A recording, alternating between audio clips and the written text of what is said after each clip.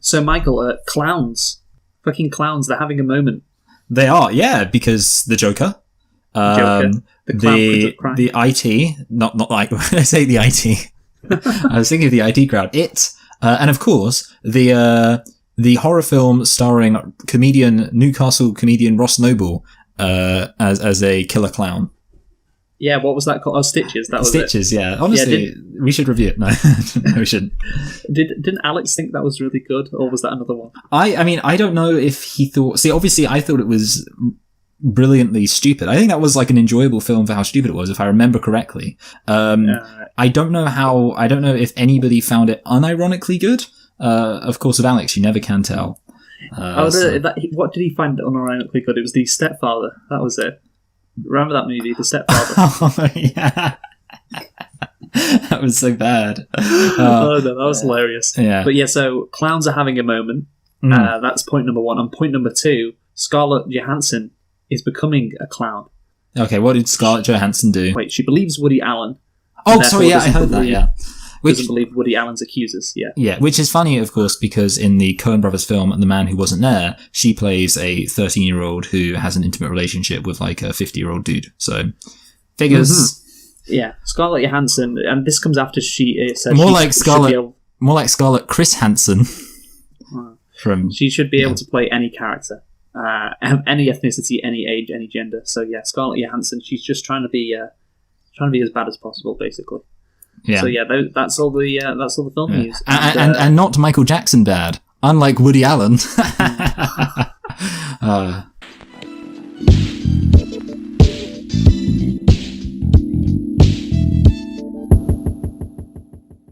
Hello and welcome to Select and Reflect, the movie review podcast where we look at films from the near and distant past. We give them a couple of watches and evaluate them beyond first impressions. I am your host Michael, and I'm joined as always by my co-host Luke. And today we are reviewing Any Given Sunday, which hopefully will be uploaded on Monday. So that's not very good, is it, Luke? But why don't you tell us a thing or two about... Oh, and I'm guessing, because I know why, because of the start of the NFL season. So why don't you tell us... And also, is it an anniversary? Was this released in 1999? Okay, yeah, thought so. So, Luke, why don't you tell us a thing or two about Any Given Sunday? Sure thing, Michael. So, as you said, this movie released in 1999, the 20th year anniversary, and... we are reviewing this movie, or recording this anyway, just one day after the start of the 2019 NFL season, which was the 100th NFL season. And the game between the Green Bay Packers and the Chicago Bears was played last night, and it was an enthralling game which ended 10-3. Just magnificent. I'm really glad I stayed up until 4 a.m. to watch that. Anyway, so... Well, that'd be a lesson to you, Luke, your football is teaching you to have a sensible sleeping pattern. What you really should have done is woken up at 4. Why did I have so much faith in Mitch Trubisky? Yeah. Well, we've all made that mistake of having faith in Mitch Trubisky. Especially the Bears. Anyway, Any Given Sunday is a 1999 American sports drama film directed by Oliver Stone, depicting a fictional professional American football team. The film features an ensemble cast, including Al Pacino, Cameron Diaz, Dennis Quaid, James Woods, Jimmy Fox, LL Cool J, Matthew Modine, Charlton Heston, Anne Margaret, Aaron Eckhart, and John C. McGinley. Any Given Sunday was released on December the 22nd, 1999, so we're just a few months off its 20-year anniversary. And Michael, can you guess the budget? $20 million. No. A lot higher, actually. $50 million. $55 million. Okay. Well, so obviously that's because of the amount of famous actors in this movie. The box office. $100 million. What do you say? $100 million. Yeah, you're right. Okay. Did you look at this before? No, I just decided to come up with some really certain answers beforehand, which is why I was kind of upset when you said that I got the $20 million wrong, because I wanted to be like, just really confident, come out. And I mean, yeah, for some reason I just decided to go for very round numbers, and I was thinking like, so yeah, they really didn't make much of a profit then. I mean, yeah, so well done them. But speaking of not making much of a profit, did you like this film? Did I like this film? Kind of. I did not. I was not that enthralled with it. I can say that there have been things in my life, things today, that I've been more enthralled by. So, Well, I'll tell you what, Michael. One of my favourite things is to schedule movies to do, and obviously we have a reason for this. It's the 20th year anniversary. which you know I won't enjoy. Yeah. It's one of the most famous sports movies of all time, so I had a reason. Yeah. No, yeah. I agree. I have heard of it, and I know of it. Yeah, and I knew you wouldn't enjoy it. Yeah. And so, yeah, it's great. The thing is, it's like 2 hours and 37 minutes. It's so long. Oh, God, I'm so glad I have the power over you to do this. I know, yeah. It was really upsetting me. Tell you what, you can make me watch films I won't like any given Sunday, win the Super Bowl, and drive off in a Hyundai. Anyway, Yes. But no matter how much power you have, we still have nitpicks. Do you have any nitpicks? I got 2. Okay, see, I got one, and this is an example of where, and you'll love this, is because I was so bored, I couldn't really focus on nitpicks. How are you bored watching this movie? Well, okay, it was like, there was like a lot going on, but I was a bit like, now more things are going to happen. Anyway, but since I've got one, I go first, yes. So, and this is like a really tame one. Like this is one of those ones I come up with when I'm like, I should probably have a nitpick. They're watching, I assume, Ben-Hur. Obviously Ben-Hur has the famous horse racing thing. And, what's his face? I was about to say James Earl Jones. What's his actual name? Massive I know, racist. yeah, because they look so similar. But I've actually, I'm completely drawing a blank on his name. He's Jamie Foxx. Jamie Foxx, yeah. Like, how are you doing this? Like, every week. I know. It's really bad. So Jamie Foxx is like, I'm actually angry. It's with modern gladiators, or while they're watching Roman chariot races, and I'm thinking the Romans had actual gladiators. Why would you say that when you're watching a Roman horse race, when you're literally talking about the one civilization in all of human history where you could have been appealing to actual gladiators? Why wouldn't they have been watching the film, Gladiator? Oh, actually, no, that was Gladiator. Yeah, I was just about to say, why would they released yet? You know what I actually was thinking of? I meant to say that film by Stanley Kubrick, Spartacus. I'm Spartacus. Anyway, so what are your two? Why weren't they watching the TV show Gladiators? Why would they be watching the American Gladiators? No, why would they be watching the TV show Spartacus that the only thing anyone knows about is that it had loads of sex in it? Yeah, on Bravo, yeah. Yeah, brilliant. Anyway, Luke, what are your two? Okay, so my 2 nitpicks for any given Sunday. First off, the names of the teams, Michael, that are in this league. There are the some Miami hilarious... Sharks. Yeah, that's one of them. That's obviously the main team that we're following. The Atlanta Hawks. No, I don't know. Yeah, I just like to imagine that they have vaguely similar to the actual names that I'm familiar with. The Los Angeles Devils, Los Angeles Profits. Not Los Angeles. Sorry, wait, it's New Orleans Saints, isn't it? Yeah, New Orleans Saints. Yeah, that's what I meant. I was thinking of Los Angeles. Yeah, there we go. Yeah. You name basketball teams and football teams. I'll just say the names of the teams in this fictional league. New York Jets. That is a real football team. The Washington Lumbermen, that's one of them. The Wisconsin Icemen. And my favourite one, the Houston Cattlemen. What a fucking name. The Houston Cattlemen. I feel like it would have been better if it was the Dallas Cattlemen. Oh, okay, yeah, because Houston, yeah. You know what, I'm being stupid because obviously, I was thinking it would be consistent with the place areas, but I do actually acknowledge that Houston and Dallas are quite close to each other. Yeah, actually, do you know Houston, they've actually, do you know their actual NFL name?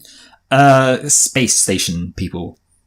No, that's the Houston Rockets is their basketball team. The Houston, we have a problem. I don't know, the Houston Cavaliers. It's incredibly creative. Okay, the Houston Houses. It's the Houston Texans. Oh wow, that's awful. It's like, I don't know how they ended up on that name. It's so redundant because it's kind of the opposite to redundant though, because it's like reverse redundant, because not only is it, obviously they're in Texas, but also like there's loads of other teams which are also in Texas. It'll be like if someone was like, oh yeah, I love Arsenal, or as they're nicknamed, the Londoners. That would be an alpha move, to be honest, if Arsenal was like, okay, we're not the Gunners anymore, we're the Londoners. And suddenly, great rebranding. So maybe that was their plan, just to troll the other teams. They should be called the Houston Trolls. Okay, so another team name is the Maine Androids, which I think is a bit weird. They should have been called the Mainframe. And so here's the thing, there's a team that's called the Seattle Prospects, which is, okay, it's a fine name.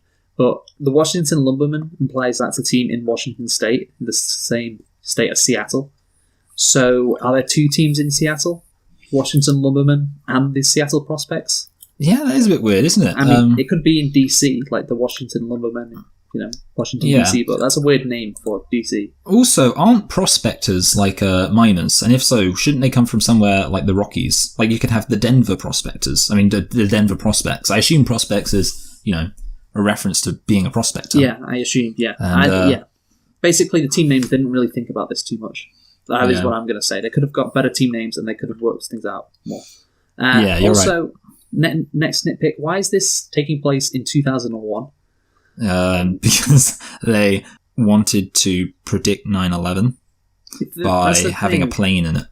Okay, that's the thing. The movie is set in the movie comes out in 1999. Just have it be about the 1999 season, and if you're following the NFL schedule, then the playoffs are in early 2000, so it's okay. Yeah, but you know what, Luke? They needed people to be able to believe that all of these teams would change their names over the next 2 years. Otherwise, people will go, "Well, this is failing to suspend my disbelief. All these teams have different names. I'm confused." And I'm like, "It's 2001." Like, oh, yeah. The Dolphins changed to the Sharks. We get another team in Seattle. Yeah, all we that got to shit do goes that. down. Yeah. So anyway, those are my 2 nitpicks, Michael. So next, we come charging into the plot. So here's the thing, Michael. I think I should say the plot. Yes. First off, look at this on the Wikipedia page. It doesn't actually say the plot. It only says it depicts a fictional professional American football team. That's it. To be honest, Luke, I really struggle with what the plot was because the only thing I really got from it was that it's the. Do you remember in Family Guy when they go to London and Peter joins the team, the London Silly Nannies? Yes. And he's a showboater. Well, okay, he's playing for the Patriots and he's a showboater, and then he gets kicked out of it.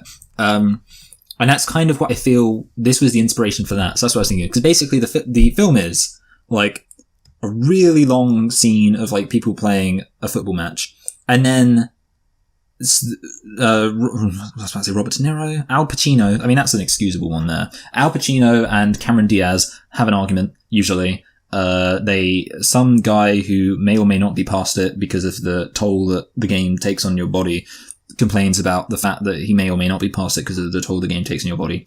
And then, what's his face? Oh, doing it again. Jamie Foxx, there we go. Has a moment where he reveals that he's falling to vices, and then it repeats. That seemed to be like the general structure of the plot. Yeah, I guess so. But I think there's a bunch of other stuff going on. But first, I guess, that's the basic outline of it. But we'll dive deeper into the plot in a bit. But firstly, I want to talk about the editing of this movie, because I think that we need to start off with that, because this is the thing that hits you right away when you watch this movie for the first time. It really is one of the craziest films I've ever seen when it comes to editing. Mr. Oliver Stone really outdid himself with this. And I was thinking with the first scene, wow, this is weirdly edited. Like, it's just cutting around to a bunch of players, and you're just sitting there like, what the hell is happening here? And I guess the point was to show the madness of football. It's so mad and bad, and what a rhyme. Well done. You get there was this cutaway, which was just after Jamie Foxx throws up. Yeah. Then there's this cutaway, just completely random, to the stadium from a helicopter, like a bird's eye view. Well, it wasn't quite a bird's eye view of the stadium, but the shot is at an angle, and I'm just thinking, whoever edited this must have been on crack. and then I realised, oh wow, this is going to be the case throughout the whole movie.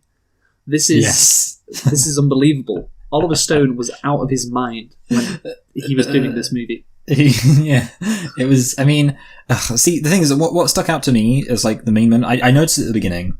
I kind of got used to it in a way, as much as you can, and then like the scene where Jamie Foxx and Al Pacino are talking. And it just like cuts to fucking storm clouds, and it's like cutting to the film. And then I swear at like one point it cuts to a completely different film. I may be wrong about that. Like I might be remembering it wrong, but I just remember like it cut to a bunch of random stuff. And it is like, on the one hand, it gets points for being interesting, definitely, because it's something where you're like, wow. On the other hand, it's a bit bizarre. And just a bit. Yeah, you could make an argument that pretty much anybody could do that, and there's probably a reason why most people don't do that when they're editing, because it's it's a bit. It's not hard to focus on what's going on. It just kind of feels a bit like being in a car crash or spinning around, or to be honest, crack is relaxing. I feel like crack's relaxing. I feel like the main people who, like, it's only when you're in withdrawal that it's not relaxing. So it's more like, it's not really like being on crack, it's more like being on crack withdrawal.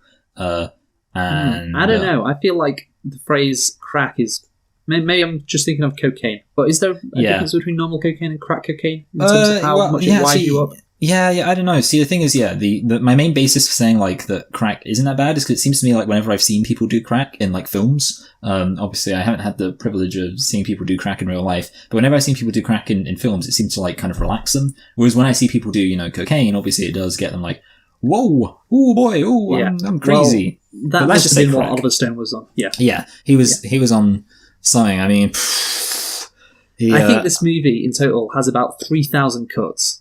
I think that is the total, which is I would genuinely not be surprised. I mean, if you could... No, I'm not. I'm not. Go on, Luke, go through and count it. I'm not making that up. I think I heard somewhere that has 3,000. You know what? I want to look up. So obviously there's 60 seconds in a minute. Yes. And this film is like, let's say 2.5 hours long. Yeah. And 2.5, so that's 120 plus 150 times 60 is 9,000. Yeah, easily then. Okay. Because this film is 9,000 seconds long. Did you say 3,000 cuts? Yeah, I think it's very. Yeah, that means seconds. Cut every 3 seconds. Yeah, I think that's incredible. I think it easily does though. I could easily imagine this film having like a cut every 3 seconds, just based on having watched it. Apparently, there's 12,970,000,000 results for 15 times 60. No, sorry, 150 times 60. So there we go. Anyway, yeah. So you're right. Okay, so what I want to say. But sorry, I'm just getting. Wow, Luke. Okay, I've got it right. So also the problem with these cuts is they do sometimes ruin, I think, otherwise good scenes. When Al Pacino and Jamie Foxx are talking to each other at Pacino's house, like you mentioned before, there's fucking clouds everywhere and there's Ben-Hur on in the background, and it really does just make this scene so annoying. And it would have been really good, like Al Pacino, Jamie Foxx, two really good actors, going at it, having a disagreement, having an argument. But instead, you keep on getting distracted by fucking Ben-Hur. And did you get that reference, Michael? That football players are modern day gladiators? Oh, well, Did you get it? I don't know if you picked up on this, Luke, but I think that they should have used actual gladiators. Yes, I know. But yes, it's very on the nose, Extremely on the nose. So that's the editing. I think it's very peculiar, very bizarre, and it does ruin some scenes, and it is quite extraordinary the first time you watch it. Yeah, well, what they say is that the best editing is the editing you don't notice. Whereas it's more like, this is basically editing that you don't want to notice. You're kind of like thinking to yourself, I wish I could just pretend that all of this shit isn't happening and just focus on the actual film, but it's not letting me. So the editing. Anyway, next. So the plot. So Michael, before when I was reading out the plot, I said, well, it doesn't have a plot. I said the Wikipedia page didn't list a plot. And that's because it's very hard to discern what this movie is actually about. Like, what is the plot of this movie? What is this movie? And like it says on the Wikipedia page, it's about the dysfunction of a football team, a professional football team. But this, the editing adds to this, obviously, but this is not a very coherent movie, even without the editing and all of that shit. Like, the movie doesn't know what it wants to be. Does it want to be a generic storyline about a team falling apart at the seams, but coming together to win? You've got, for example, Jamie Foxx's journey, his rise, his fall, and then his redemption. Al Pacino's speech before the playoff game, which we'll get onto later in greater detail. It has elements of that generic sports movie. But there are other elements which don't have any relevance to that story. It also seems like this movie wants to be an unflinching, realistic, albeit exaggerated look at the whole of professional football, hence why there are so many storylines in this movie. But there is so much going on. Like, you've got the doctors, the owner, the mayor, and so many different dynamics that are focused on. Therefore, it seems weird to just try and jam in a familiar narrative about a bunch of underdogs coming together when it matters most.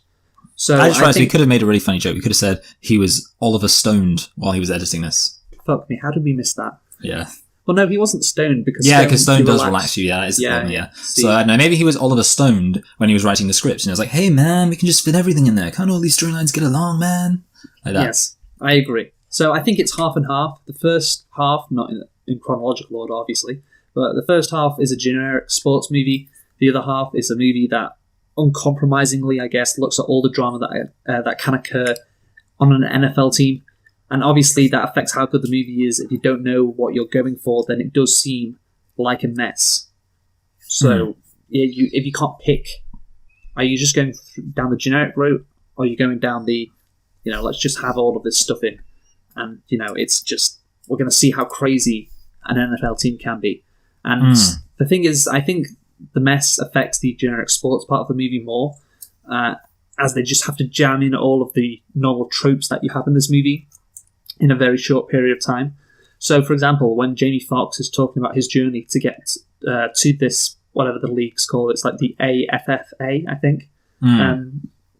He talks about being played out of position, and how he struggled to make it here, and he rejects Al Pacino's assertion that he hasn't worked hard or something along those lines. And that, I think, should be a bigger deal than it is, but it's kind of brushed over.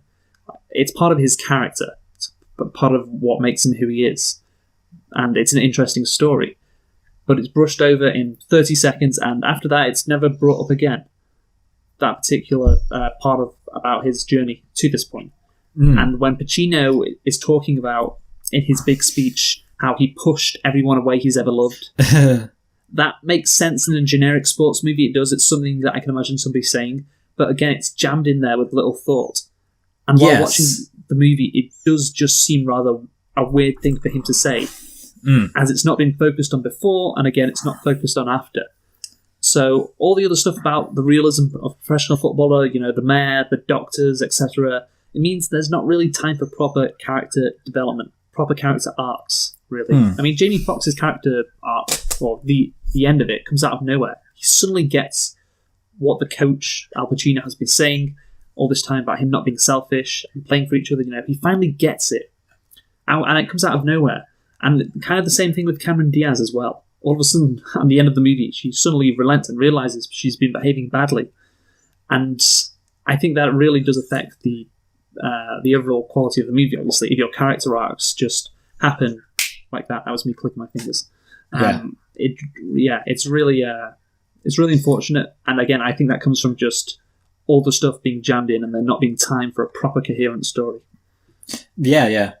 Because the thing is, when you're talking about like pretty much every single character arc you just explained, I agree with it completely. The thing I was thinking about in particular with Al Pacino is when so we'll talk about that speech in a minute. But one thing I was thinking about is the fact that I have obviously heard that speech independent of the film. Yes. Because it's such a famous speech. And when I have heard that line, I chase everyone away, I've always thought, oh wow, it sounds like this guy has this really interesting story, he's been through some really rough times, he's got these really complex and heart-wrenching dynamics with many of the people who are closest to him, and he's really got to go on this journey of personal self-discovery where he confronts his demons to become a better man. And that's kind of what I would assume just from hearing that line in isolation. And then you watch the actual film and you're like, no, not even. I mean, the implications are there, but there's just, it's not like a film about these people changing, or coming to any meaningful conclusions about themselves. And it does make everything at the end just feel totally unearned. And it is connected ultimately to the fact that, the plot is so weirdly constructed and the editing is so strange. This is just a film where a bunch of stuff happens and you're just like, well, I mean, okay, none of it really means much to me. Yeah, you are right, by the way, about you just seeing that speech in isolation. And I completely agree. I saw that speech in isolation and I thought, okay, so when I'm about to watch this movie, there's going to be some stuff about his divorce. And there's a phone call I think he makes to his ex-wife. And that's the only thing I can think of. And obviously he has a relationship with a prostitute, but that doesn't mean he's necessarily feeling that depressed about pushing away everyone who's ever loved him. That he's just having an affair with a prostitute. Well, it's not really an affair, is it? Yeah, so that's something that has to be noted. And again, if we just have a look at the mess of the whole movie, and you're right, it does mean that these character arcs are unearned. That's a good word for it. Jamie Foxx is all of a sudden, the perfect quarterback after being selfish, but nothing really happens in his life, as I said before, to make him to make him feel like that. I don't think. It just seems unearned. Same with Cameron Diaz, so that really, it does feel like a lot of stuff has to be jammed in there just for the sake of it, because, like I said before, you have to put these tropes in a sports movie, so we're just going to do it, and we're not going to take any care with it. And so Jamie Foxx now, he's the good guy, he's redeemed himself, and all of that. So yeah, that's how I think the generic sports part of this movie is messed up, and it's messed up. I think because they didn't have time. Maybe Oliver Stone could have put in another half an hour to really flesh out those character arcs. They really needed to do that, but he didn't do that. And this movie is already long enough. Happy Gilmore was a better film. Happy Gilmore was a better film, yes. Yeah. Basically, any film that has Dodgeball, that's a better film. Any film, because that's the thing, like lazy films, or like kind of films, I guess you'd say, are like kind of crowd pleasing, or not revolutionary and game changing anyway. At least they've got the thing going for them that they're competently constructed as actual stories. This is just. Yeah, I know. The mess of the whole movie also, I think, affects the other part of the movie, which is, let's just have a look at all the drama of what goes on in a football team. So it's not really a story, this part of the movie, like I said before, it's just all the shit that goes down on an NFL team. And the fact that all the players and all the staff, they all do band together at the end of the movie, like what happens in every generic sports movie. Yeah. The running back doesn't go for personal glory to get his money, etc. It undercuts the kind of the attitude that I think Oliver Stone also had, which is, let's just take a frank look at how dysfunctional a football team can be. Yeah, I get exactly what you're saying. So in other words, it's kind of like trying to have your cake and eat it. So it's exactly. If you were going to make, and I think, so the analogy I have to make, because I think it's a very obvious one, is The Wolf of Wall Street, which is another film which is about, and it's so much better, but one of the things that they both have in common, I think, is this kind of incessant excess, and like just everything's so over the top, and everyone's crazy, and everyone's angry and dysfunctional. But the sort of message at the end of The Wolf of Wall Street is a very cynical one. That basically, Jordan Belfort, he gets in trouble, but at the end of the day, he's pretty much able to buy his way out of it because he's rich and he doesn't feel remorseful for what he's done. And at the end, he's basically just teaching people to be just like him. And that's, a very cynical message that wraps up this very kind of over the top, excessive film that indulges in a lot of stuff that, basically vices. And the problem with this film is that, there's lots of problems with this film, but one problem with this film is that it has this massive amount of indulgence and excess. And then at the end of it, it kind of acts as if it's been this nice, charming film with all of these neat little character arcs coming together and everyone coming together in this happy-go-lucky way. And it's like, Yeah, it is really two different movies trying to be patched together as one. In a scrum. Is they called scrums in football? It's not called a scrum now. Oh no, that's so upsetting. What is it called in a football? There's not... Really? A pylon? A scrum or a ruck doesn't really happen a lot in football. Oh, yeah, okay, yeah, that makes sense. Yeah, sorry. You know what? So what's it called? You know that bit when they go, huh, and they're like holding the ball and he's about to throw it between his legs? Is there a word for that? Or is it just because it's obviously, because the thing is, I was kind of thinking if that's a scrum, but obviously it's not a scrum because they're not pushing against each other. Is it called a line-up? Yeah, that's just when they line up. Yeah. They have to make sure they're not offside and everything. Yeah, so that's just at the start of every play, that's what they do. Yeah. But the thing is, Michael, I do like the part of the movie, though, where everything is just a bit mad. Like what you said before about The Wolf of Wall Street, about how it's just the excess. And the reason why I like that part of the movie more is because I think Pacino and Jamie Foxx's arcs, like we said before, the generic, the coach who yearns for the past and has lost his way and rediscovers his fight, Jamie Foxx and the hero's journey. We've seen all that stuff in sports movies before and also regular movies. But I look at all the craziness that can happen on a football team, which is all realistic and interesting, and is why the NFL is so popular. Not just the sport, but all the behind-the-scenes stuff. For example, I don't know if you've heard of you have heard of the Dallas Cowboys, obviously. Yeah. Have you heard of the owner, Jerry Jones? I think you've mentioned him before in a cold open, but no, probably. I mean, for practical purposes, no, I haven't. Let's just So say. Jerry Jones is a very flamboyant owner. So this Miami Sharks team, obviously Cameron Diaz is the owner, and Jerry Jones is, I guess, a lot funner than Cameron Diaz, I guess, if I had to compare the two. But essentially, Jerry Jones, he always...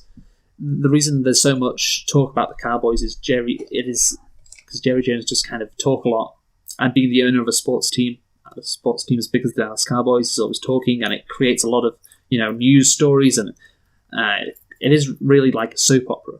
And the NFL, it can be like a soap opera, like it has been with the Dallas Cowboys, and how it was with the Cleveland Browns recently, and literally in the last couple of days, what has gone on. I know you haven't been following this, but with the Oakland Raiders and Antonio Brown. So I'll just tell you the story. So firstly, Antonio Brown got traded to the Oakland Raiders from the Pittsburgh Steelers because everyone at Pittsburgh hated him. Or that's what it seemed anyway. So he's at his new team, he's at the Raiders, does not participate in preseason or training camp because the NFL outlawed his helmet because it wasn't deemed to be safe enough.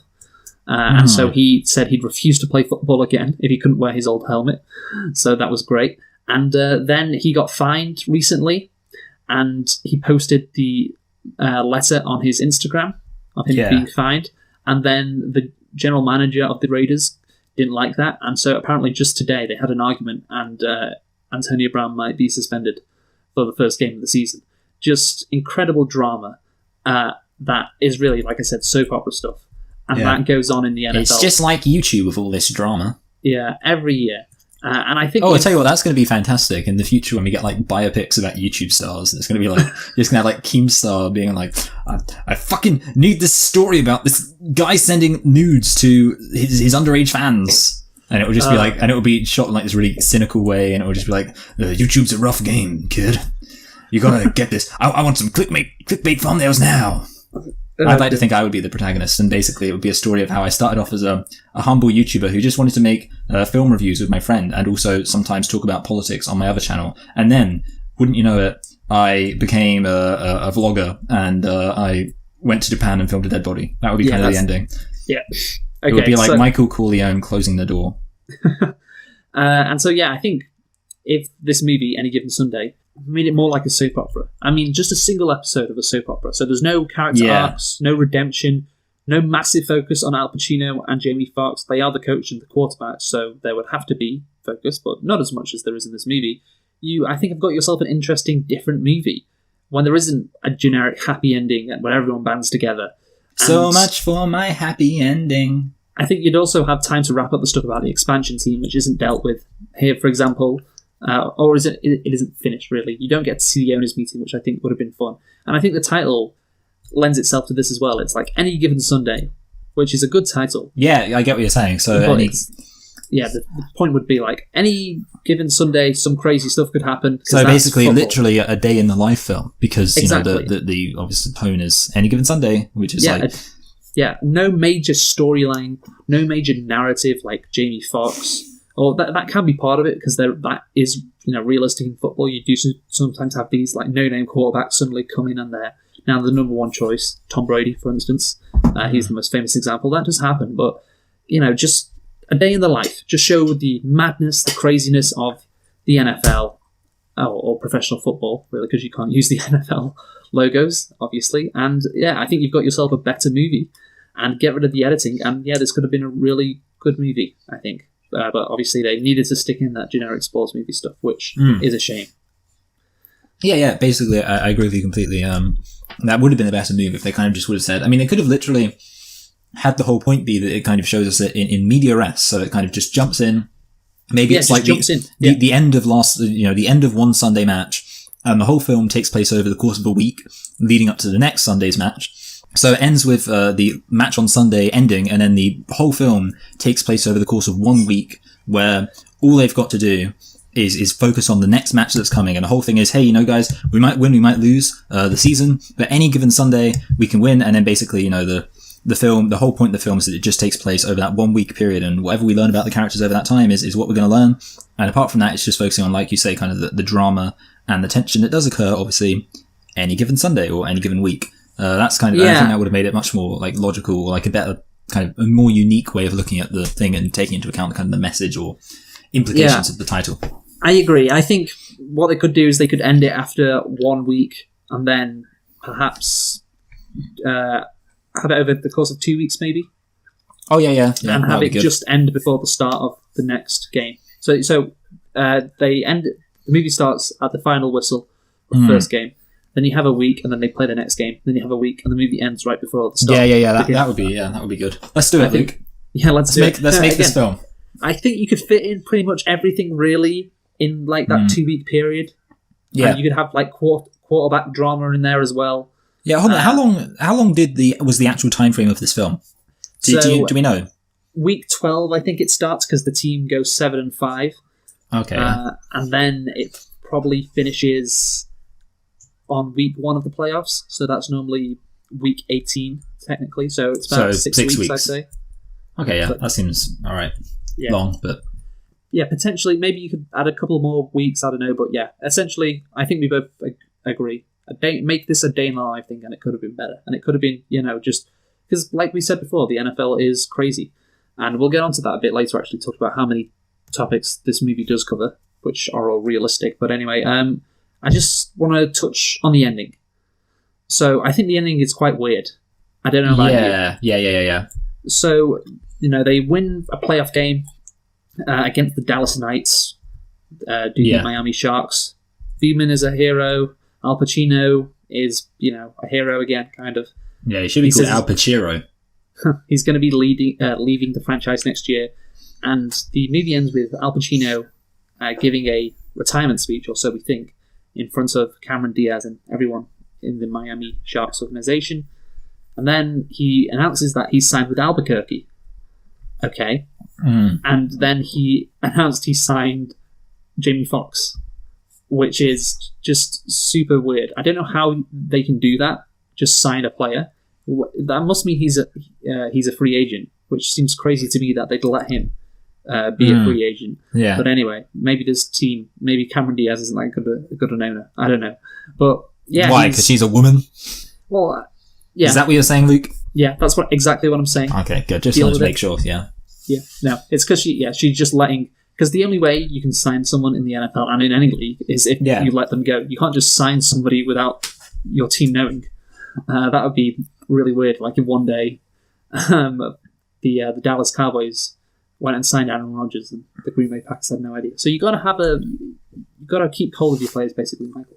So that's one weird thing about it. They just signed Jamie Foxx, but why does Al Pacino want to stick it to Cameron Diaz? Yeah, I don't know. Yeah, he's such a dickhead. Yeah, and she's really hot. Yeah, she is hot. She is hot, and that is something that he needs to consider. Because it's okay. You can understand because he probably doesn't like it, and he says many times that your father didn't even fear. You're just like your father. That's what it would sound like if they were from Boston. The opposite. No, you're nothing like your father. Exactly. So yeah, I don't know what is happening with the ending. It just seems quite random, out of nowhere. And it's confusing. So well, you know what I found really confusing about the ending, actually? It was when Al Pacino walked into a Dunkin' Donuts and somebody said, "It's Al Pacino," and he said, "My name's not Al, it's Dunk." "What's my name?" "Dunkachino." "Say hello to my chocolate blend." Yeah. Brilliant. One of the greatest scenes in movie history. I genuinely do love that. "What's my name?" "Dunkachino." What I love is when it's posted on Twitter and people aren't sure if it's real. They think it's an actual Dunkin' Donuts ad. Yeah. "I want you to burn this. Nobody must ever see this." It's good. It's like just at the end they were like, "You know what? We know what we're doing, guys. Don't worry. I mean, still give me millions of dollars to make these films, but I know that shit." Anyway, so more importantly, so are we done with the plot? I mean. Yeah. Also, I just want to say, I think Al Pacino is a bad coach, and I don't think the movie should have tried to redeem him or try to say, yeah, I think he's got the upper hand on Cameron Diaz. Yeah, because I think he was wrong in a lot of ways he coached, but I'll get into that a bit later. Well, I'm not an expert on coaching, but I'm sure he did seem not very good. So I've got hoop dreams, coach. Mm-hmm. Okay, so I want to talk about now an indirect positive from this movie, or kind of indirect. Okay. I think this really does explain the madness of football well, and obviously that's one of its goals, I think. And I think it's a good introduction to American football for somebody who doesn't know anything about American football. I think there are so many storylines in this movie, which we've talked about before, doesn't really work with the traditional narrative, but all the storylines are realistic. All the characters are stereotypes. Yes, they are, but I think they have to be like that if you're going to do like a day in the life with all these elements of a football team. So I just want to say, did you, as somebody who hadn't so you've seen football before? Yeah, know that much about American football, did you find this movie informative? See, here's the thing. My main thoughts, and I wrote this down before you even brought up the fact that you wanted to talk about this, was that this film makes football look really miserable. Like, every single person, I wrote utterly miserable. Because, like, every single person's like, oh man, you've been playing this horrible game which just destroys people's lives. So obviously, when you're older, I mean, you're gonna, like, literally every single person's like, oh, my back's broken, I get nightmares in my sleep, I just feel like fainting sometimes. I can't hold a spoon. Some guy like scores a touchdown and then he just stares off into the abyss. Like, oh man, I'm in so much pain, literally, for my entire life. So yeah, basically, it makes it look really miserable. Okay, here's what I do have one question which I want to ask before I forget. Well, thing I want to bring up, I guess I didn't know how else to bring this up. A guy just randomly loses an eye. Like, you're just watching it's like so bizarre because you're watching it and it's just like, the music's upbeat and everything's happening, it's all fun, and then just like randomly this guy falls over and he's like, oh, he's bleeding, oh, his eye is on the floor. Okay. Which, first of all, like, I don't know, is that something which happens often in American football?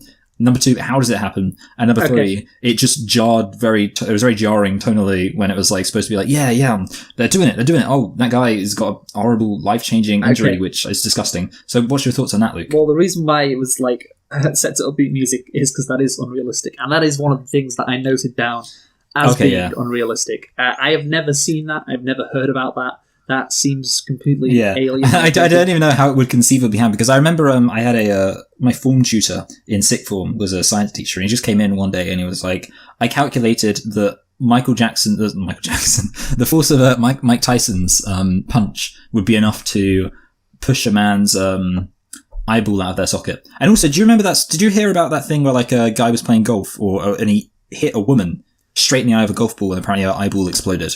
No. Did you hear about that? Okay, yeah, it was fucking, I don't know, I remember it was like sometime. Well, we're getting off topic a bit here. No, yeah, the important thing is that eye injuries can happen. But the other thing I wanted to bring up is that this is what I don't really get about American football. Okay. Like, something I struggle with a lot of sports is understanding why they're supposed to be fun. Because, like, with football, like regular football, real football, association football, it like makes complete sense. It makes complete sense to me that it's like enjoyable, because I'm like, okay, I understand exactly what's happening, that they got to pass it around, they got to weave in and out, they got to get it in. But with American football, and see, the thing is, this film in particular, I think doesn't help, because my don't know very much about American football at all. Perception of American football is it's just a bunch of guys running into each other, and that like the only chance you really have of scoring is if you just run really hard and really fast and maybe do a jump, and then everyone misses you, and basically there's like this one guy who's pretty much in charge of just running most of the time. Obviously sometimes they pass it around, but it seems like basically the long and short of it, it seems like just a bunch of people running into each other, and it's basically just a bunch of people fighting, and that's always been kind of the thing which makes you're saying it's not fun for the players or the fans? Well, see, in my mind, I would say it's not fun for me. Like, see, the thing is, I could understand like why some fans would like it. I don't really understand why somebody who like is smart would like it, because like with football, I can understand people appreciating. I'm just going to say soccer. I'm going to just for this one time, I'm going to use the word soccer because I think it makes it easier. With soccer, I can understand why people would think, oh yeah, that's really enjoyable, because like you see like genuine skill, and there's like clips you can show somebody. And I guess this is my thing. Like, there are clips you can show somebody of soccer matches or soccer plays, as it were, completely out of context, like just the passing or maybe a shot from a distance, or like a really impressive on-target shot from a distance and things like that. And anybody, no matter who they are, will understand that it is an impressive thing that they are seeing, and that it's like a skillful thing that they're seeing, and it's an interesting thing that they were seeing. And I remember after I watched this film for the first time, I was like, I really don't get it. And I Googled just like best NFL moments. And I saw like, and it was, I was seeing these matches, and out of context, everything that was happening was completely meaningless to me. It was like, oh, this guy just ran really fast, and I guess like he moved out of the way of someone, and none of it seemed very impressive to me. And my assumption is that it's probably like much better if you actually understand it and like you watch the whole thing, the whole 10 hours of the game, and you have context for it, and it's like that moment where, which I also assume is kind of similar with basketball, where it's like, it's very holistic. You have to understand the whole thing. That's kind of my impression of American football and basketball, that because there's like so many goals scored, and so many points won, that you basically have to look at it in the context of the whole game. And that if you just look at an individual thing, it's often not going to be particularly impressive. No, I disagree with that. I can see. Okay, yeah. Not with basketball. That's because you've got incredible dunks, incredible passes. Yeah. I think with basketball it's less obvious. Oh, sorry, let's say less true. Yeah. I think because with basketball, I mean, the thing is though with basketball, I think that the main thing you're driving at, and it is quite true, is football. You can only do two things. You can either pass it or you can either run it. That is it. You can pass a ball, and it doesn't. It's every pass is the same in how you pass it. You just throw it, and somebody catches it, and essentially every run is the same. You just run in a straight line, and you hope to get past everyone before somebody tackles you. So there's not much variance, diversity. Yeah, there's not much diversity, like you say, and there is only like one skill position, which is the quarterback. I think practically every other position on the football field, they're just grunts. Yeah, if you can catch, which everyone should be able to catch, well, certainly professional football players, you don't need it like any skill. You can just be a super impressive athlete and have catching abilities and not be an idiot, like know where to position yourself, and then there you go, you're a football player. That's why there's so many football players. That's why there's 7 rounds in the NFL draft. And here's the thing, though. It's so somebody who doesn't know what they're looking at, it is just like, well, they're just throwing it and they're just running it. Where's the fun in this? But for somebody who is knowledgeable about the game, you can appreciate different things. You can appreciate, I guess, in isolation, like there's nothing. So somebody makes a throw from 30 yards out. Yeah. In isolation, maybe that doesn't seem impressive, but in the context of the game, I think it can be, because you're looking at who's on defense. You're looking at the time.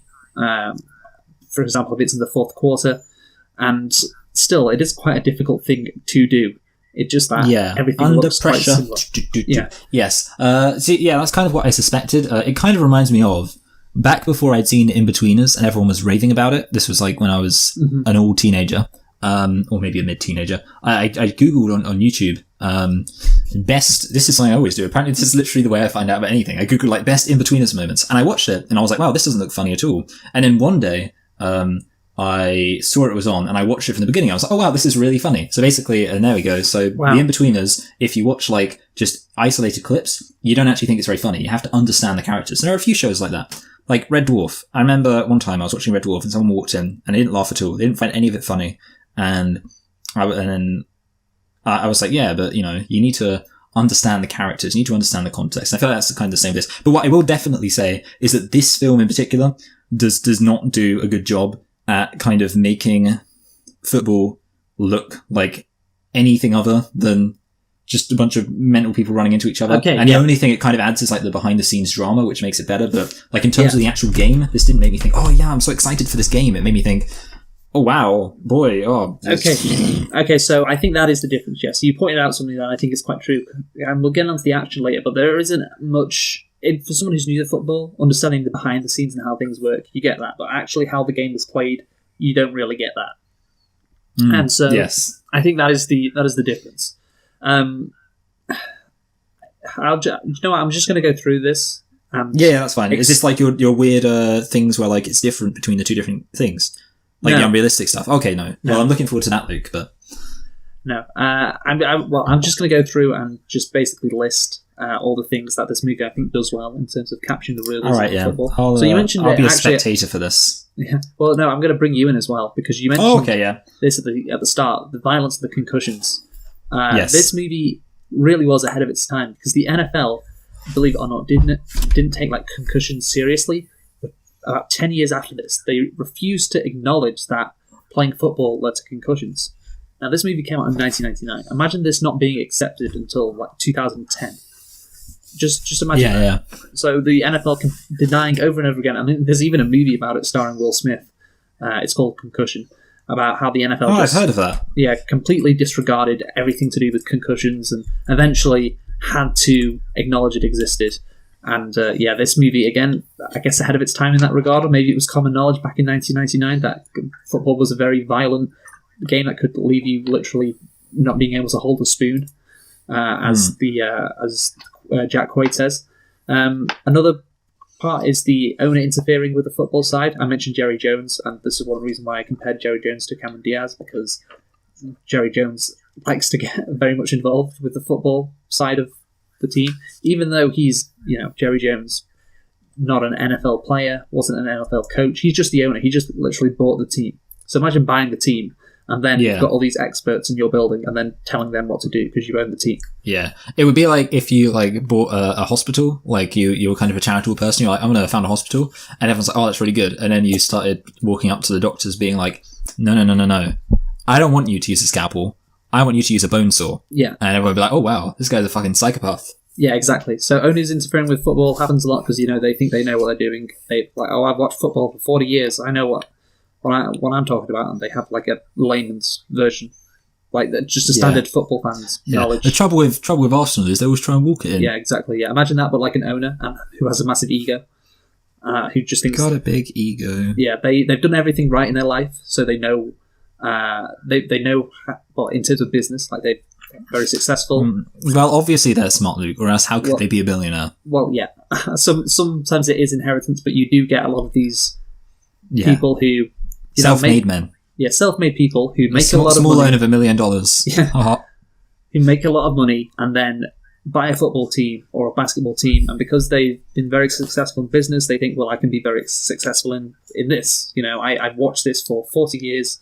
I'm a big fan of football. I know what I'm doing, so I'm going to get involved. And everyone else is much smarter than them, and they end up interfering, and ultimately, it goes really badly. That is quite a common story in football and basketball, in all American sports, really. Another thing, which I think is very prescient, more prescient than ever before, is so you've got Aaron Eckhart's character, who was the young offensive coordinator, wanting to have a shot at the head coach, or wanting to have more say with the head coach. But the head coach has his old ideas. He's stuck in his way. That kind of contrast between, the old school and new school. And this was in 1999, but this has happened very recently. There has been a coach called Sean McVay, who's coach of the Los Angeles Rams. He's only, I think, 33 years old, something like that. He got the Rams to the Super Bowl last year. And he's what's known as an offensive guru. So somebody who is just incredibly good at the offense. Think of it like a scientist, experimenting with stuff. We'll put this player over here, and we'll put this player over there, and we'll throw this player to the ball to this player, and then he'll toss it to this player, and so on and so forth. Mixing it up instead of just running it and throwing it. And that kind of offense obviously took the Rams to the Super Bowl. So all the owners now in the NFL are like, I want a guy like Sean McVay. So they're hiring these young offensive coordinators, the Aaron Eckharts of the present day, to take over their football teams, which is, just this movie, again, 20 years ahead of its time, incredibly prescient.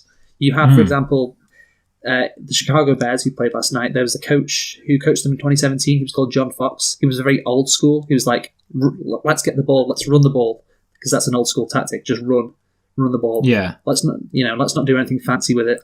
Let's just play it very safe. And he got replaced last year by a coach called Matt Nagy, who won Coach of the Year, who's, kind of like a Sean McVay type, very, very good at experimenting with the offense and so on, very creative. And so, I just think that particular storyline, very, very relevant to today. So I thought I needed to point that out. A team moving or threatening to move its team to another city, that happens in this movie.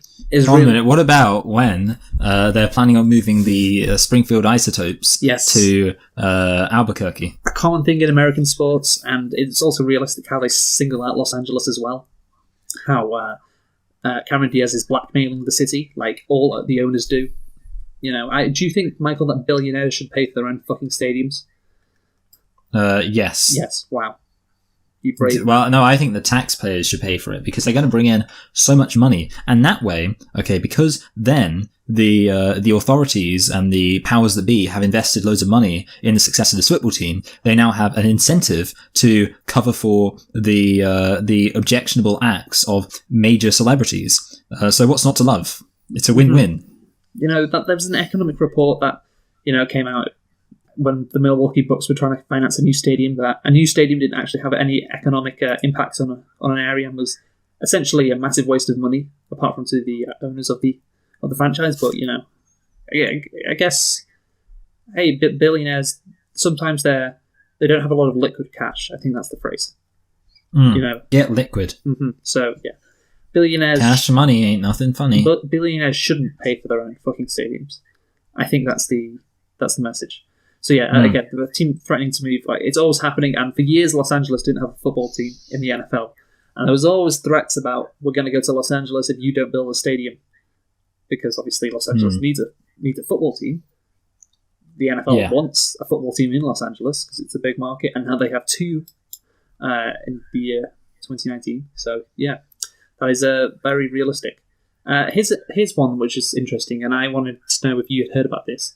So the young black quarterback, who obviously is Jamie Foxx in this movie, who has been treated in a racist way. He says placist as well. That's what he says. He was forced to play cornerback, which is on the defense, and have to tackle people, he said, who are 100 pounds heavier than him. Has a different style to the old school quarterback, aka the white quarterback. And that is something that, again, to this day, is still very true, how black quarterbacks are often judged differently to white quarterbacks. It's gotten better recently, I have to say. But yeah, certainly back in the day, back in the 90s, definitely. If you were a black quarterback, coaches often would try and change your position because the idea was, well, they're all, all body, no brains. Yeah. That was the idea, and obviously that is quite racist. So I don't know if you heard of that trope or not. No, but I can imagine it. Yeah. So again, this movie brings that up. The contrast, to the older white quarterback who's the leader of the team, not very mobile, has a big arm. Heart of the champion, that stereotype. And Jamie Foxx, I think, that's something that still is relevant to this day. Players sacrificing health for financial security. The doctor's not acting in the best interest of the player. That one is quite a big one, I think, because you have many players coming out after they've retired saying that the doctors really didn't care about them. And it must be tough being a doctor in that position because you're employed by the team, so you're not meant to act in the best interest of the player. You're meant to act in the best interest of the team.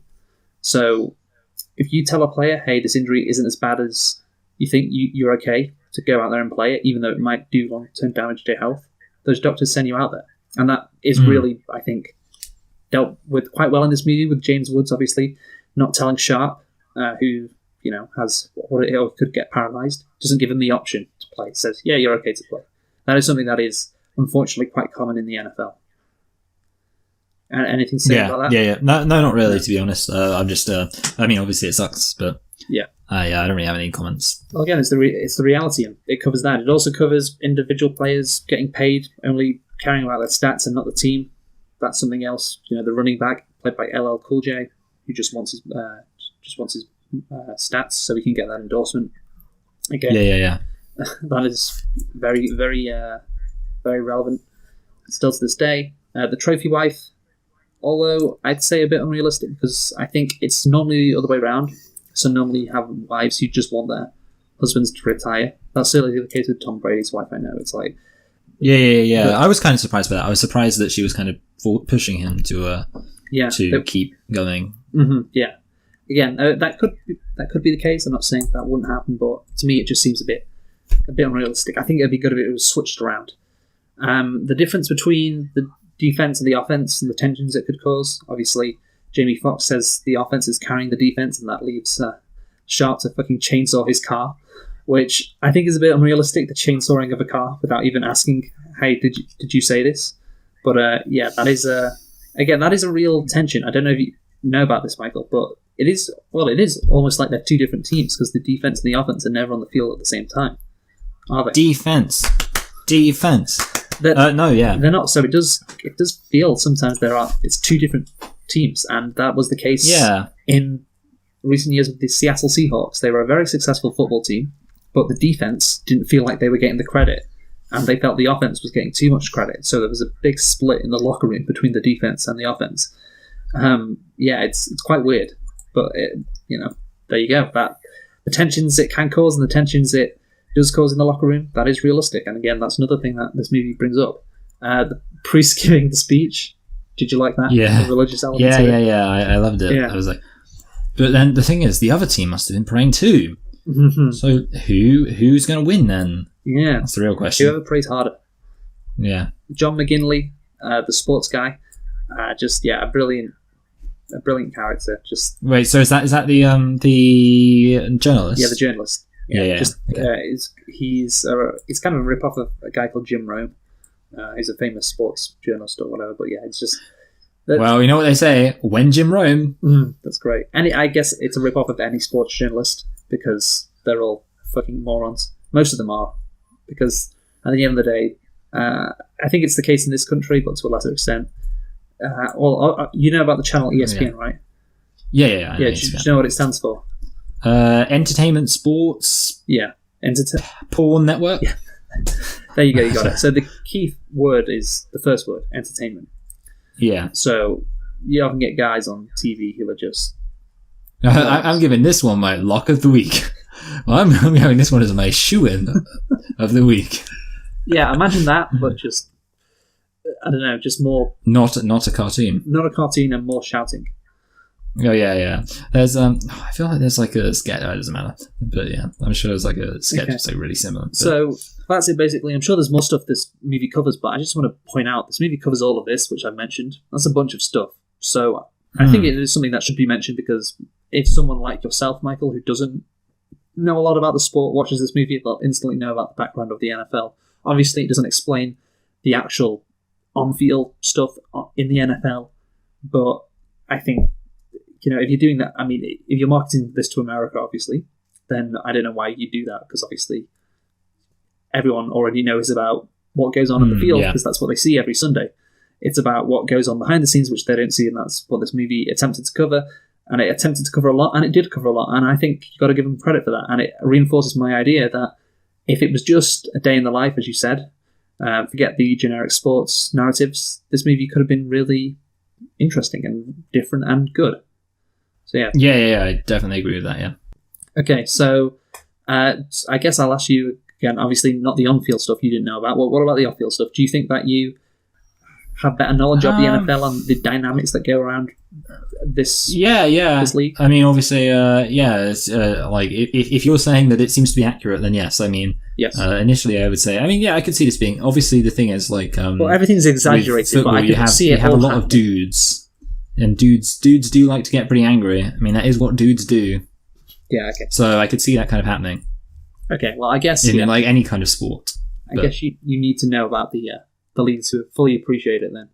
I think everything's exaggerated to an extent, but I could also, like I said before, I could see it all happening. So I think the movie gets credit for that. The only thing I think, that's not happening is the eyeball. That just is like, okay, you're going a bit over the top here, for sure. Yes. Anyway, the realism of this football team, Michael. So yes. You have to assume that the NFL does not exist in this world, because that there have been leagues trying to compete with the NFL, and essentially all have failed. There was a league last year called the AFL, which had to stop after maybe before the season ended. I don't know. They couldn't pay their players properly just because they just didn't have the money. And I don't think there was any way a franchise would be worth $800 million if the NFL existed. So the NFL can't exist. Okay, the NFL can't exist, which is interesting, I guess. But that does change a lot of the history of football. But anyway, of the world, of the world. The team doesn't have a general manager or front office, it seems, either. The Miami Sharks, which is just completely absurd. An NFL GM has to have so much knowledge. There's no way one person and a coach could do it. And obviously, I'm referring to Cameron Diaz and Al Pacino. Like Cameron Diaz, I don't know. Okay, she's kind of realistic in that she's interfering, but she just. Like no fucking owner is walking in to the locker room at halftime, and going like, "You need to start this quarterback." That just would not happen. That's just crazy. So yeah, I think again, Diaz oversteps the bounds a little. And as for a woman leading a NFL team, it has happened before. You have had women who are owners of football teams, of basketball teams. Currently, the Los Angeles Lakers owner is a woman, Jeannie Buss. So that part, I guess, why did they choose to have Cameron Diaz in there? Forced diversity. For diversity, yeah. I've had it. But again, it's not forced, because I think, it has happened. So why not? I can see Cameron Diaz being an owner. I just think she's just a bit too aggressive, too over the top. Yeah. Also, Pacino, he does actually seem like quite a bad football coach. And the thing is, you're meant to sympathise with him, and you're meant to, be like, oh yeah, Pacino, I feel so sorry for you. Why can't things be like the good old days, eh? Damn, this Jamie Foxx just isn't listening to you. But the reality is, I don't think he's that good a coach. He refuses to call a timeout because he says timeouts are for TV, which is just the most stupid reason ever not to call a timeout if your team needs a timeout. So yeah, I think, again, Cameron Diaz does have the right idea of putting Aaron Eckhart as the coach, and next year they're probably going to do better. I'm just going to say it, mate. I'm going to make that call. If they did a sequel, Aaron Eckhart's team would win the Piston Cup, or whatever it's called. The Patreon Cup. It's called that because once you win it, you get pissed a ton. Yeah. So again, I don't think this... It's kind of realistic, the actual team, in terms of how it operates in the league. But again, there are some elements where it is exaggerated. And obviously the NFL cannot exist in this world. And the action, just to sum up, before we get onto the Al Pacino speech, the action, I think, is realistic, different to soccer, because I think soccer is harder to do.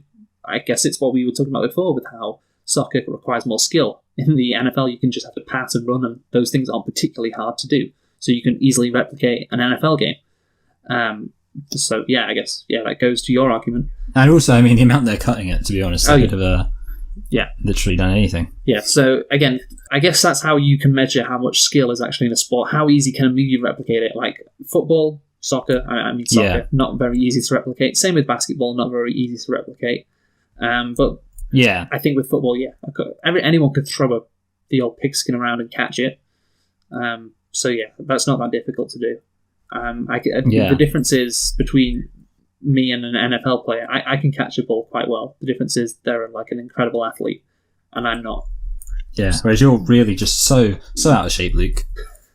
I'm okay, but these guys are just absolutely sensational. It's just a bit hard to hear you when you're shoveling biscuits into your mouth as you speak, just eating tons and tons of chocolate digestives. Yeah. So anyway, just one quibble though, when Jamie Foxx gets hit on the first play after he hands the ball off. It's a ridiculously late hit. I don't know if you remember this, when the guy just comes up and knocks Jamie Foxx to the floor after the play has finished. Yeah. Okay. That guy would have got himself ejected, no doubt about it. You can't do that after a play is finished. Just go up to somebody and fucking shove them to the ground. Yeah, that is a penalty for sure. It's not kosher. Yeah. So anyway, those are my thoughts on the action, and just the realism, I guess, of or how it portrays football in general. Covers a lot of topics well. Yeah. Just a bit unrealistic on some aspects. And the action, it's good, but again, I think it's easy to do. So, the speech, Michael, the Al Pacino speech.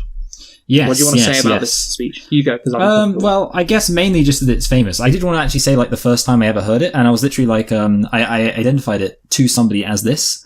It's the, I was like, I heard it on a white nationalist YouTube page. What? And the thing is, somebody had actually gone to the effort of reading out the script themselves. Like, they read out the speech and they modified it slightly. So it's like things like, as you get old in life, it was like a kind of northern guy. Like, as you get old in life, things get taken from you. Not just culture, not just money and fame, but also our culture, our country, and the future of our race. And it's just like, we need to stand together. We're gonna, we need to get the shit kicked out of us, or we need to unite together. England, Scotland, Wales, and Northern Ireland. And, basically, and that's the thing, like in the background, like pictures, like, it was like, we're in hell right now. It shows a picture of like Jews. And, great. So yeah, and I watched, and the thing is, like, before that, I didn't even know about the Any Given Sunday film. And it was, like, really conflicting to me, because I was like, you know what? It's a really inspiring speech. Like, this was my history of speech. I was like, because it was this guy who, like, this goes way back. This was, like, 2010. When you knew what Al Pacino looked like. Well, no, because he wasn't, there wasn't even visual of him. There was no video of him in the entire YouTube video. So, it was actually, speaking of football, it was during the World Cup. Well, during the World Cup, as you know, a lot of, nationalist sentiment kind of spikes up. And there was a nationalist Facebook page. And I used to go on there to kind of argue with racists. And there was this guy on there called Spiro Patria. And he had he would like post his YouTube videos to there. And I would like, watch them just so I could, see if he said anything stupid in them, because even then I was still getting into the whole thing of, even at that young age, I was still into responding to people's stupid YouTube videos. And I watched it, I was like, wow, this is kind of inspiring. I mean, I don't agree with the message, but it's kind of inspiring. And literally for 8 years, I think, it was in the first year of university, because I remember, and I think like people were talking about like inspiring things or inspiring quotes or inspiring speeches in films. And I was like, there's this really inspiring speech on YouTube, but I feel really awkward about the fact it's inspiring because it's a white nationalist, video. And I think it was Scott who pointed out, and I was like, I kind of, played it to him, and he was like, that's from Any Given Sunday. No, it was Ben, because Ben was like, oh, we listened to that before we do rugby. Yeah. So Ben was like, that's from Any Given Sunday. We listened to it before we play rugby. And I was like, oh, thank God. So basically, I'm very happy now that that's basically my story about speech. I'm very happy that I can now find that speech inspiring without feeling like I'm giving kudos to a white nationalist. So that's good. Okay, that's good. So the speech... But it speaks to the more fundamental point. Obviously, this speech has been mimicked and repurposed by many different people. Yes, that is... Including Ben for rugby. Yeah, that is funny. Yeah, it is a great speech, and I think the music's really what makes it so good. Like, the music's just perfect. And I think watching it in the movie, you have all this editing and all this crazy stuff going on, and this is the one time in the movie when it's slowed down, there's no random edits. Oh god, if they would have like edited it, it would have ruined the whole thing. I know it would, yeah. But just fucking clouds in the sky as Pacino starts speaking. And more pictures of Ben-Hur as well. Would have been pictures of Jews edited in there. I would have really taken it. Okay, and so here's the thing. It's a great speech, obviously. It's a fantastic speech. The music, the way Pacino delivers it, it's sensational. And it was, I think, the best thing that has come out of this movie. And it's why this movie is still famous today, and part of the reason why we're doing it, because everyone knows that speech in one way or another. But I was thinking when I watched this the first time, and I still think to this day, I mean, this has not been long since I first watched it, like a few weeks, but I still think this movie should have... Fucking hell. This scene in this movie should have taken place at halftime of the game. So... Oh, yeah, because it happens, yeah. Sorry, you know what, I was just thinking, it does happen, and now I realise, no, it doesn't, does it? It happens at the start of the game, and I saw it, I always assume it happens at halftime, and because Jamie Foxx, I think, makes a reference to Al Pacino early in the movie saying, oh, you're dumb, bullshit halftime speeches. So I was fully prepared and thought, before I watched the movie, this is going to be a speech at halftime. Because it makes sense, like, your team's down, like, you're losing 17-3, things aren't looking good. You inspire your team to come out in the second half and be victorious. It all makes sense. But no. No. Unfortunately, it took place before the game, which, again, it's still a great speech, but it's just, I think that would have worked so much better at half-time. And it's a shame that they didn't decide to do that. So yeah, that's I agree. Yeah. Yeah. Also. Yeah. Also, by the way, what was I going to say? Oh yeah. So obviously we talked about a day in the life kind of thing would have been better for this movie than adding in the narrative thrust, and obviously this speech is part of the narrative thrust, like the team coming together who's been dysfunctional. Yeah. So effectively, what we are saying is, if we had the movie done our way, this speech would not be in the movie. Too bloody right. Do you think it's worth it now to get rid of that? One of the most famous speeches in the movie. I think, you know what? I think so. Speaking of famous speeches, there's like this speech which, like, I remember seeing, which no one's ever been... It's like a weird speech about saying, like, you should ride planes more. And it's really weird. And it's like this guy in a plane. I feel like it's from a high school thing. But you know what? What I really think is that whatever that was, because it was really inspiring, I've never been able to find it, that should have been more famous. So maybe if this speech never existed, that other speech, which I can't remember, which I did find very inspiring as well, would rise to the top, and I wouldn't be plagued by the fact that I heard it once and can't remember where I heard it from. Yeah, that's a good point. We only So, think swings and roundabouts. we only think The Godfather is the master of all movies because the movie that was better than The Godfather never got made. Exactly, yes. So basically, and imagine how much better that film could have been. It could have been about some other ethnic minority or ethnic group in the United States and their crime links. Yeah. Brilliant. Yeah. So there you go. There's the speech from Al Pacino, one of the most famous speeches in all of movie history. Hey, no, you know what they could have done? See, here's the thing, okay? What they could have done is taken the speech from this film and put it in The Godfather. I mean, that would be great. And it was like, we're in hell right now, gentlemen, but we can either stay here and get the shit kicked out of us, or we can go shoot a bunch of people in a Is this Michael booth. Sorry, is this Corleone? That was supposed to be. I mean, so the thing is, like, I was actually doing Marlon Brando You were doing because Brando, he's got the more. Yeah, because he's got the more recognisable voice, although I realised that would actually not be completely sing, as obviously Al Pacino is in The Godfather. But, I don't really remember what Al Pacino sounds like in The Godfather, apart from just generically Italian-American, whereas obviously Marlon Brando's got his whole, look how they massacred my boy. Yeah, hey, I'm walking here. That's Al Pacino. So, yeah, that's him. Yes. Yeah. So, there you go, there's the speech, one of the most famous, like I said, I think in movie history, certainly in sports history, and, one of the most inspiring speeches ever. I still... Isn't it Dustin Hoffman who says, hey, I'm walking here? I don't know. I don't know. But I still... I remember that inch by inch thing, like, from the first time I saw it. So, I think that needs to be recognised. And so we move on. Characters now, have you got anything to say? Anything in particular about the characters? I didn't actually write anything. So I mean, we could just go through the obvious ones. And well, I think we mentioned Al Pacino. I think the things we sort of covered it when we spoke about the character arcs, really, and we mentioned other things. But Diaz, Dennis Quaid, James Woods, Jamie Foxx, LL Cool J. Do you think he did a good job, LL Cool J, as the running back? I honestly don't really remember him. Like, I don't think he left that much of an impression on me. I mean, I'm not saying it was like awful, but I'm just saying like it didn't really. It wasn't enigmatic. It wasn't incandescent. That's a better word. I was going to say enigmatic, but incandescent sounds much better. Wikipedia is down, by the way, Michael. I don't know. I can't click on any Wikipedia pages. No, yeah, I know. Same. Oh, right. I kept trying to look things up. Yeah, so it's down for good. So I'm glad you clarified that. Wow. See, I was actually worried because the first time it didn't work, I was thinking, and it's funny actually because the first time it didn't work was quite shortly before Skype crashed. Okay. So I was like, oh no, my internet's gone down, and then I was like, oh no, okay, fine, great, everything's fine. Anyway, by the way, we won't talk about characters. Just to let you know, Luther Shark LeVay, the middle linebacker, the captain of the defense, who had the gold drug teeth addiction, the gold teeth, and was nearly paralysed. He stuck his thumbs up, so it's okay. He's played by Lawrence Taylor, who is known as LT, who is one of the greatest football players of all time. Oh, Lieutenant LT Smash. That's not who he is, but he's just as famous. Yeah, so that's just... Yeah. I think he did a good job, did LT. Well, it's like if... you know what, it's funny, because I thought he was the one who looked the most like, kind of, like an actual... actor. Football player. Oh, football player. No, I was going to say he looked the most like an actual football player, yeah. Well, that's not that funny, is it? I was thinking, like... No, yeah, I don't know, I was thinking to myself, like, is that a wrestler? That's what I was kind of thought to myself when I saw him. Because he just, like, I don't know, the thing is he's got, like, kind of, messed up face, I think. He looks like he's got the kind of face that means that he's been fucked around. Okay. You got Jim Brown as Montezuma Monroe, the defensive coordinator. Did you just say James Brown? I said Jim Brown. Oh. Jim Brown. Do you know who Jim Brown is, Michael?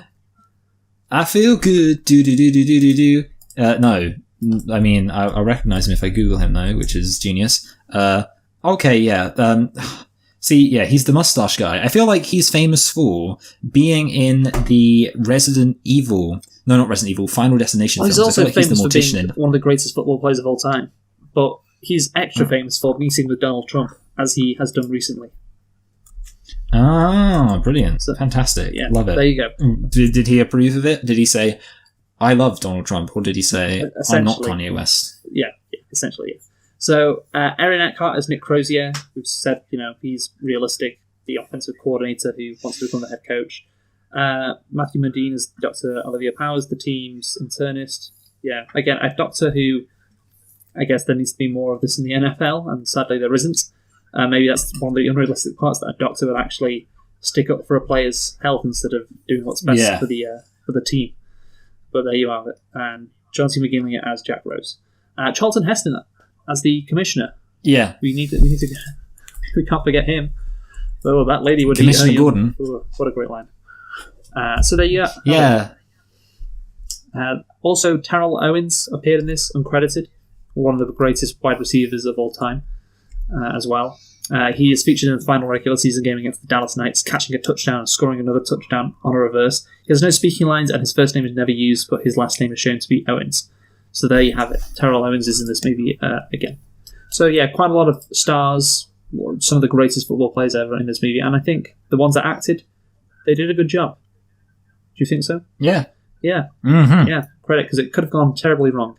So fair play to them for being decent. They were certainly... they carried on O.J. Simpson's legacy of ex-NFL Hall of Fame football players being great actors. And... Because he was such a good actor when he pretended that he didn't murder Nicole Brown Simpson. He's on Twitter, O.J. Simpson.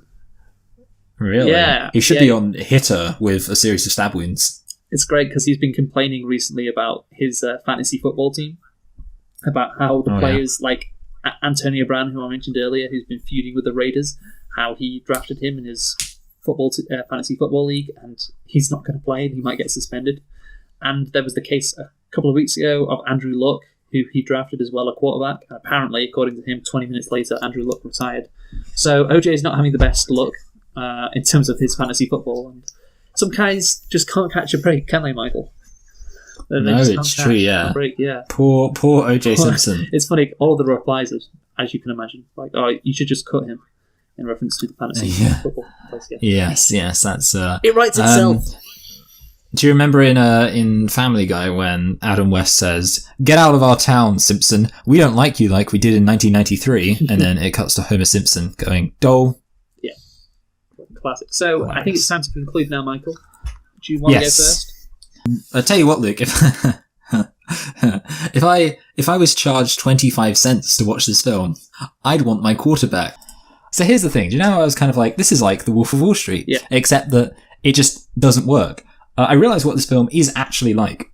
It's like the film Pain and Gain, directed by Michael Bay, which basically, the thing about Pain and Gain is it's like an unpleasant film to watch, because it's just like all the stuff going on, just so excessive and mindless and gross, it just drains your senses. And that's kind of what this film is like. It is a very draining film. Like, genuinely, I feel like I had a lot of energy before I watched this film. And that's the kind of weird thing about it, because you think this would be a film that gets you, like, pumped up. But for me, it wasn't. It was like, by the end of this film, I was just like, oh, that was a lot of stuff that happened. And the thing is, like, it doesn't really lead up to stuff. I mean, you have all this stuff that happens at the end, but it's almost like well, I guess it's over, rather than, oh, I'm glad that I invested all this time in this film, because it's just like the things just happen out of nowhere. So you've got all this stuff going on, these different character arcs going on, this really over-the-top violent football. I think the things we haven't mentioned, for example, I mean, there's all the sex and the drugs. So there's like kind of, and that's obviously something a bit like The Wolf of Wall Street and Pain of Gain. So it's like a lot of vice happening. And then at the end of the day, if the film wanted to have this hyper cynical angle, I could be like, oh, okay, so that's what it's doing. But then it doesn't, because then at the end it's like, oh, and look, we're actually, it's this happy film with a nice, comfortable ending. And it's like, okay, so in that case, it just doesn't work at all. And here's the thing. I was genuinely thinking to myself, quite possibly, if you said, Michael, you have to watch every single film that you've reviewed on Select and Reflect, but you're allowed to not watch one film. There's one film you're allowed to drop. It would probably be this film for one reason. Okay, number one, I don't think this film is like, so it's clearly this film is not so bad it's good. Like, there's nothing like hilariously bad about this film. I don't think this film is really, let's say, unconventional and interesting in the way that a lot of other films might be that I like. And I don't think this film functions very well as a kind of more traditional, conventional film. And then on top of that, it's 2 hours and 40 minutes long. So, like, just taking all that into account, I really can't recommend it. And I'm thinking, like, I'm going to put it quite low, like pretty low. Just based on the fact that, yeah, again, like it's really something I wouldn't enjoy. Now, I did say like it would be the one film I'd skip, but I'm going to be slightly more fair to it than that. But you know what? I'm going to put it below, Luke. I'm going to put it below Daddy's Home 2, which it doesn't really mean much because I haven't seen Daddy's Home, but I remember like just finding Daddy's Home 2 like enjoyable in an ironic way. I'm putting it above I Feel Pretty because I do remember I Feel Pretty being, even though I Feel Pretty sounds like it should be a so bad it's good film, I feel like I Feel Pretty was quite soul draining. And to be honest, I should say a significant part of this does come from the fact that it is just so obnoxiously long. And that's something which actually I looked up reviews, and obviously this film has not got great reviews. And one of the reviews was actually just mentioning the fact that it is very long. And I think that is something which, as weird as it kind of sounds to say, be like, oh, I don't like this film because it's long. But it is like quite a legitimate thing to say, I think, when it doesn't have that much to offer.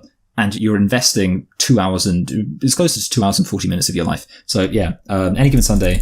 And the thing is, I didn't hate it with a passion, but I was just like kind of bored and annoyed that it had made me spend so much time watching. You had made me spend so much time watching it. I mean, let's not forget who the real blame lies with here. Anyway, Luke, you wrap up. So I did not find this movie draining, I have to say, and maybe that's just because I enjoy football more.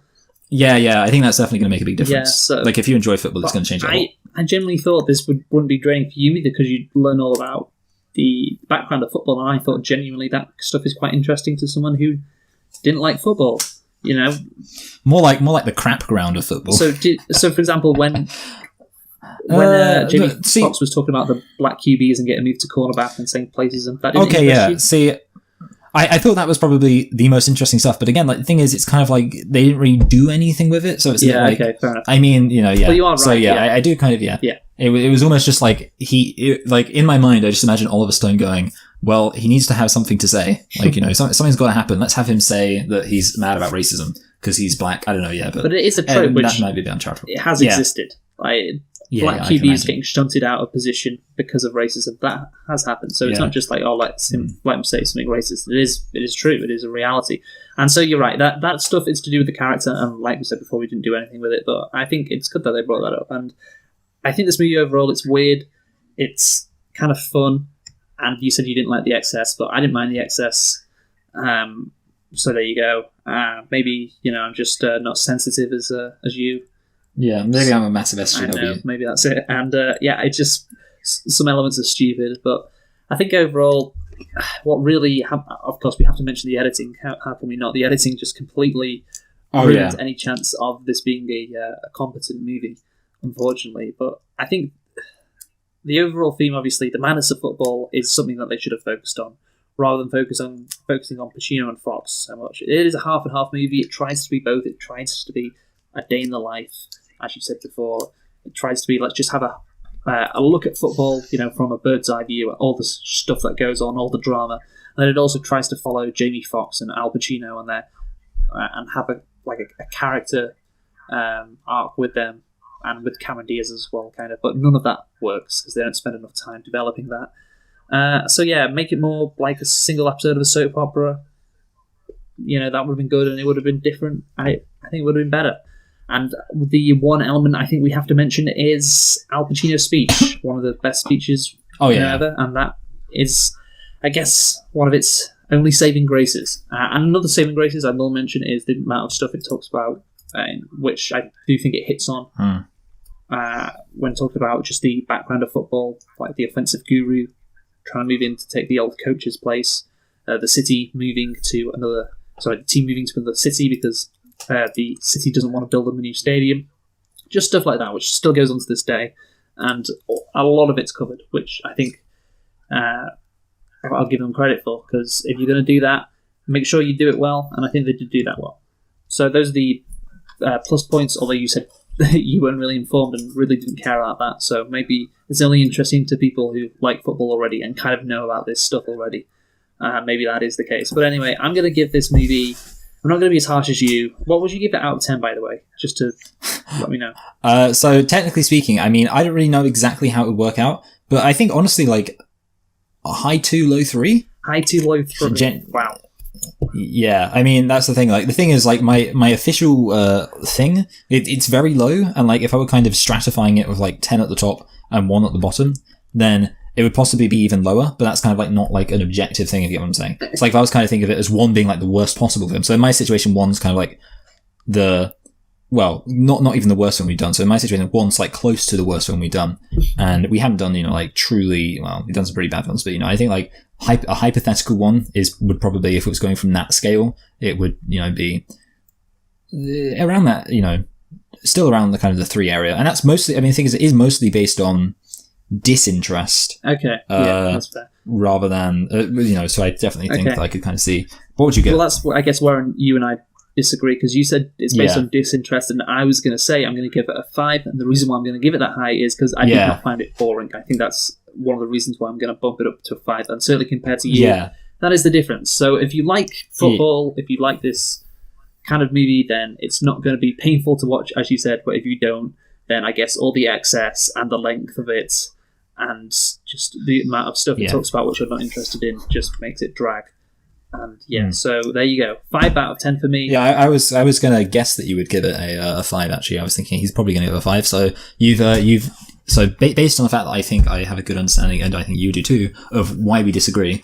I think I'm not surprised by how you've rated it, which suggests it was, so effectively I do agree with your rating, in that I agree that that's probably the logical rating for you to give it. Okay. But from my personal, interest in the topic, and also like tolerance for fuckery, I rate it lower. Anyway, so good. Okay, so good. So there we go. Any Given Sunday, we are doing Alien, aren't we, next week, Michael? Is that correct? yeah, we are doing Alien, yes. Why are we doing that? It's going to be, because 40th year it's the 40th, I was going to say it was 79, wasn't it? Yeah, so the thing is, I knew when it was, I was just struggling, to count back from 2019. So difficult. So there we have it. Alien next week. We have been selecting and reflecting on Any Given Sunday because of its 20-year anniversary and the start of the NFL season. Join us. What are we doing again, Michael, next week? Alien? Yeah. So join us next week for Alien. Who have you been, Michael? I've been Michael. I've been Luke. Thanks for listening. Goodbye. Goodbye. Oh no, I should have waited until the conclusion. Let's just cut that out. I'm going to say that at the end, just because I thought of it just then. Like, literally just then I thought about it. And I'm going to say it at the end. It's going to be because it's like so funny, isn't it? Anyway, so what did you think of the plot, Luke?